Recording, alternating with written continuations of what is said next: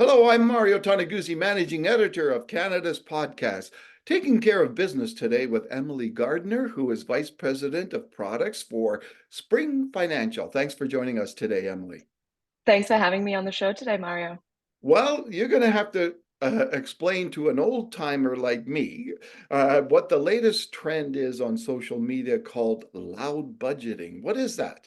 Yeah, absolutely. So, loud budgeting is a current trend on social media, starting on TikTok.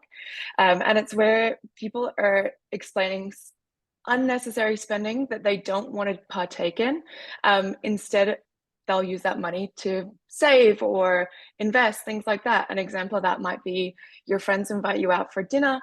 And you say, you know what, I'm not going to join dinner and spend a couple $100 on dinner. Instead, I'm going to put that money towards towards saving for a house or whatever it might be.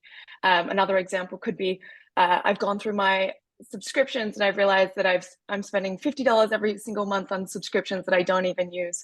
So I'm going to cancel those subscriptions and put that money towards my investment account. Why do you think, oops, why do you think that trend is popular right now? Yeah, so 40% of Gen Zers are actually getting financial tips and financial advice from social media. So if you can learn how to make sourdough on social media, why can't you also learn how to budget, learn how to make some financial decisions or some financial advice from social media as well. It's definitely a common place for younger generations to get advice for, so it should be a broad spectrum of knowledge for everyone.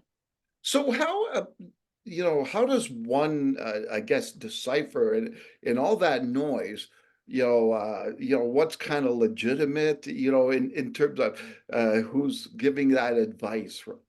Yeah, I think that's a really good question. Obviously, there's a lot of different trends out there, and some are more comedic relief, such as like the girl math trend, whereas loud budgeting, I think, can be a little bit more positive.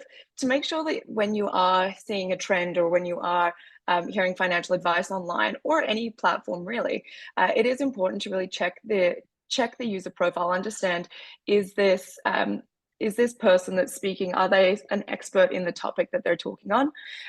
If it is social media, look at what kind of followers they have, what kind of network they've got, and also do your research and see, are there other professionals in that industry talking about the same kind of advice?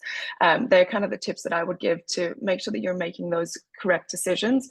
And also, just because something can be good advice for a large portion of people doesn't mean that it's the right advice for you in your financial situation. So really, every piece of advice, really look at yourself and look at your own finances and make sure that you're making the right decision for yourself. Now, Emily, let's talk a little bit about the budgeting. Uh, First of all, why is it important? Why is it important to have a budget, and is it even more important in these days? I think obviously with inflation and things like that, it is important for sure, but I think it's always been important and it is something that should be spoken about more consistently. There's It's important to starters to have like an emergency savings, for example. Unexpected expenses do come up, and so being able to set yourself a budget and put money away for emergencies, for future larger purchases, homes, cars, things like that, and as well as a lot of Gen Zers and even millennials don't want to think about it, but retirement does happen at some point in time, and you need to be able to put money away for retirement, and so that you are comfortable later on in life as well. So all of those reasons are why it's important to really start thinking about a budget and thinking about how you can put money away and not just spending your entire paycheck every single month. Any tips for people who may feel this is like a daunting task and be overwhelmed by it? Any tips on how to get started in doing up a budget? Yeah, absolutely. It can be pretty daunting. And I think we all get our credit card statement or even just our debit card statement at the end of the month and just go, well, it is what it is, and just either pay the credit card or do whatever it is. But I think step number one, look at your purchases. Okay. Look at how much money are you actually taking in. So don't look at your gross annual income, look or gross monthly income, look at your net take home pay. Okay, how much money do you have coming in every single month? And then look at your purchases. Okay, so look at how much money are you spending. There's going to be two different kinds of ways that you spend money. One is going to be necessities, so rent, mortgage, insurance, electricity, things like that, and others are going to be more wants. So going out for dinner, buying new clothes, things like that, right? So understanding what is necessity and what do you have to pay, and making sure that you have enough money for all of the things that you have to pay. And then also definitely do allocate an amount of money for wants, because at the end of the day, things are only going to work if you can stay consistent to them. So if you make yourself a budget that's so strict and so restricting to yourself that you can't consistently do it month over month over month, it's not going to work for you long term. So it's really important that set yourself, do allocate some money for fun, spending, whatever it is. Okay, so then you are going to stick to it on a consistent basis, and then also make sure that you're putting some money aside for savings. And if you know, they recommend kind of 25% of your paycheck going to savings. If that seems too much at this point in time, start with whatever you can make. Okay, so if you can put $100 into savings, be excited about that and work from there. Okay, so don't be too hard on yourself and set realistic expectations for yourself so you can stick to them.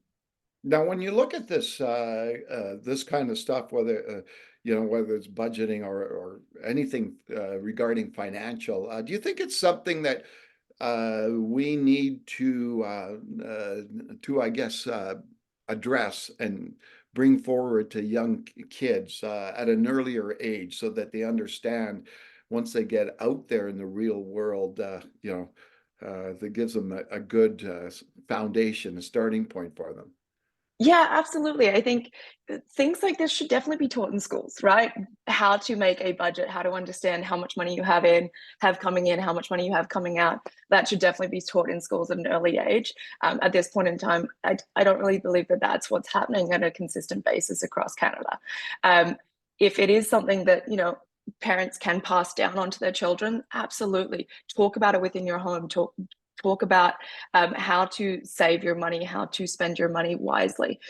These are all great pieces, but like not everyone's parents or not everyone's homes maybe don't understand money as well as like someone else, right? So I think that's why social media allowing budgeting and financial advice to kind of become front of conversation is a really cool piece, that now all of a sudden you can talk about budgeting and it's not a shameful thing to save money. It's not a shameful thing to put money aside or say no to going out.